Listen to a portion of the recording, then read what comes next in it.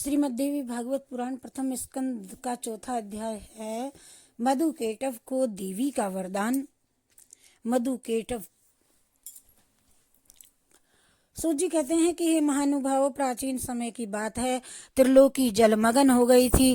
केवल भगवान विष्णु शेषनाग की सैया पर सोए हुए थे। उनके कान के मैल से मधु और केटव नामक दो दानव उत्पन्न हुए। समयानुसार उस समुद्र में वे प्रतापी दैत्य तरुण हो गए।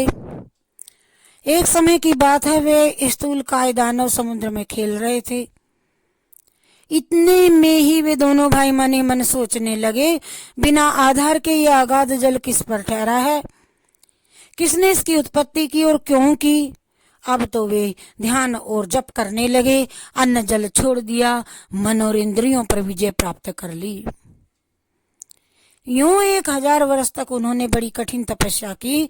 फिर तो वह परम आराध्या शक्ति मधु और केटव पर प्रसन्न हो गई। माता उनकी स्थिति देख करके शक्ति का मन कृपा से उत्प्रोत हो गया।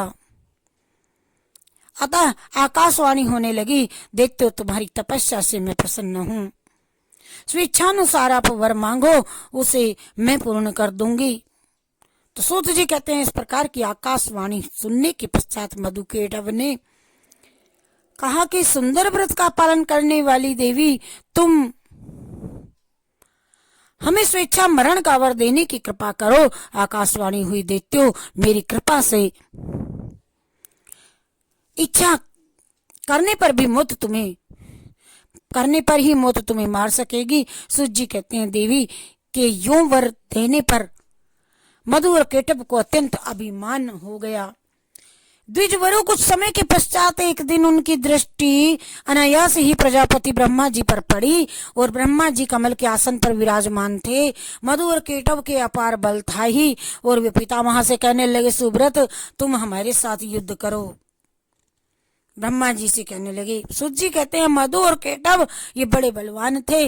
उन्हें देख करके ब्रह्मा जी उपाय सोचने लगे। सभी शास्त्रों के पूर्ण जानकार थे। युद्ध संबंधी साम दाम दंड और भेद आदि अनेक उपाय करके सामने आए। सोचा, ये राक्षसों में वास्तव में कितना बल होता है, यह मैं बिल्कुल नहीं जानता। शत्रु का बल जाने बिना युद्ध में प्रवृत्त हो जाना ठीक नहीं समझा जाता। अतः अब शेष नाग की सैया पर सोए हुए जो विष्णु भगवान हैं, इनको जगाऊं।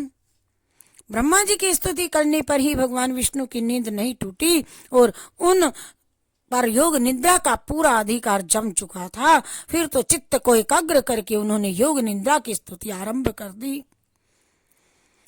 ब्रह्मा जी बोले, देवी, ये देवी मैं जान गया, तुम निश्चय ही इस जगत की कारण स्वरूपा हो और भगवान विष्णु आज गाढ़ी नींद में हैं।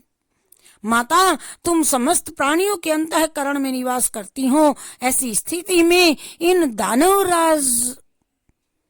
राज मधु और केटव का स्वम संहार करो। देवी, तुम संपूर्ण जगत की माता हो। सभी संपूर्ण पूर्ण करना तुम्हारा मनोरथ पूर्ण करने का स्वभाव है।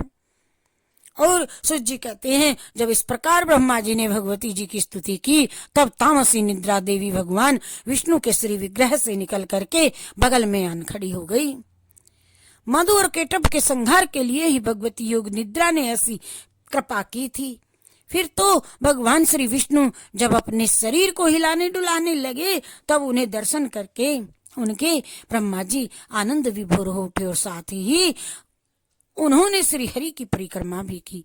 हरि शरणम हरि शरणम हरि शरणम हरि शरणम हरि शरणम हरि शरणम हरि शरणम हरि शरणम।